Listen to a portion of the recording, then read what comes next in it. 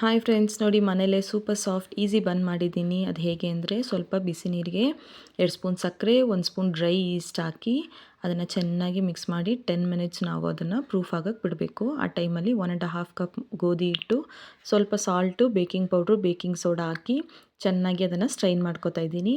Strain ಆದ ತಕ್ಷಣ ನೋಡಿ, ಅಲ್ಲಿ 10 ನಿಮಿಷ ಆಯಿತು. ಅದೆಷ್ಟು ಚೆನ್ನಾಗಿ ಪ್ರೂಫಾಗಿ ಬಂದಿದೆ ನೋಡಿ. ಈ ಥರ ಬರಬೇಕು. ಈ ಥರ ಬಂದ್ರೇ ಬನ್ ಚೆನ್ನಾಗಿ ಬರುತ್ತೆ ಅಂತ ಅರ್ಥ. ಇವಾಗ ಇದನ್ನು ಚೆನ್ನಾಗಿ ಒಂದು ಸ್ಪೂನ್ ಹಾಕಿ ಮಿಕ್ಸ್ ಮಾಡಿ ನೀವು ಹಿಟ್ಟಲ್ಲಿ ಹಾಕಿ ಕಲಿಸ್ಕೋಬೇಕು. ಹೆಂಗೆ ನೀವು ಕಲಿಸ್ಬೇಕು ಅಂದರೆ, ಚಪಾತಿ ಹಿಟ್ಟು, ಪೂರಿ ಹಿಟ್ಟಿಗಿಂತ ತುಂಬ ಲೂಸಾಗಿ ಕಲಿಸ್ಬೇಕು. ಅದೆಷ್ಟು ಲೂಸಾಗಿದೆಯೋ ಅಷ್ಟು ಚೆನ್ನಾಗಿ ಬರುತ್ತೆ ನೋಡಿ. ಚೆನ್ನಾಗಿ ಈ ಥರ ಕೈಯಿಂದ ನಾದಿ ಮಸಾಜ್ ಥರ ಕೊಡಬೇಕು. ನೀವು ಸ್ವಲ್ಪ ಬಟರ್ ಹಾಕ್ಕೊಂಡು ಚೆನ್ನಾಗಿ ನಾದ್ಕೋಬೇಕು. ಇನ್ನೂ ಕೈಯಿಂದ ನಿಮ್ಮ ಕೈಲಿ ಎಷ್ಟಾಗುತ್ತೋ ಅಷ್ಟು ನಾದ್ಕೊಂಡು ಅದನ್ನು ನೀವು ಪ್ರೂಫಿಂಗ್ ಬಿಡಬೇಕು. 30 ಮಿನಿಟ್ಸ್ ಪ್ರೂಫಿಂಗ್ ಬಿಡಬೇಕು ನೀವು. ನೋಡಿ, ಬೌಲಲ್ಲಿ ಹಾಕಿ ನಾನು ಮುಚ್ಚಿಟ್ಟಿದ್ದೀನಿ. ನೋಡಿ, 30 ಮಿನಿಟ್ಸ್ ಆಯಿತು. ಎಷ್ಟು ಚೆನ್ನಾಗಿ ಪ್ರೂಫಾಗಿ ಬಂದಿದೆ ನಮ್ಮದು ಬನ್ ಬ್ಯಾಟರು.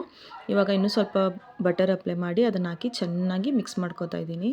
ಎಷ್ಟು ನೀವು ಮಿಕ್ಸ್ ಮಾಡ್ತೀರೋ ಅಷ್ಟು ಚೆನ್ನಾಗಿ ಬರುತ್ತೆ ಬನ್ನು.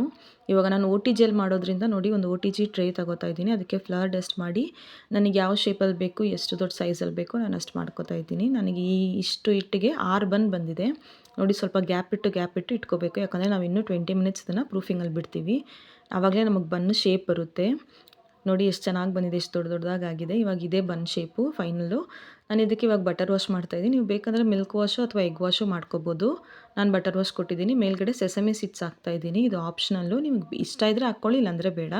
ಇವಾಗ ಪ್ರೀ ಹೀಟ್ ಮಾಡಿರೋ OTGಯಲ್ಲಿ 180 ಡಿಗ್ರಿ ಸೆಲ್ಸಿಯಸ್ನಲ್ಲಿ 30 ಮಿನಿಟ್ಸ್ ಬೇಕ್ ಮಾಡಿ ಎತ್ತಿದ್ರೆ super soft, healthy and yummy bun ready. ನಾನು ಇದರಲ್ಲಿ ಸ್ವಲ್ಪ ಬಟರ್ ಮೇಲೆ ಅಪ್ಲೈ ಮಾಡ್ತಾಯಿದ್ದೀನಿ. ಬಿಸಿ ಬಿಸಿ ಇರೋವಾಗಲೇ, ಆವಾಗಲೇ ಮೇಲ್ಗಡೆ ಸಾಫ್ಟ್ ಆಗುತ್ತೆ. ನೀವು ಮನೇಲಿ ಟ್ರೈ ಮಾಡಿ ನೋಡಿ ಹೇಗಿದೆ ಅಂತ ನನಗೆ ಕಮೆಂಟಲ್ಲಿ ತಿಳಿಸಿ. Thank you.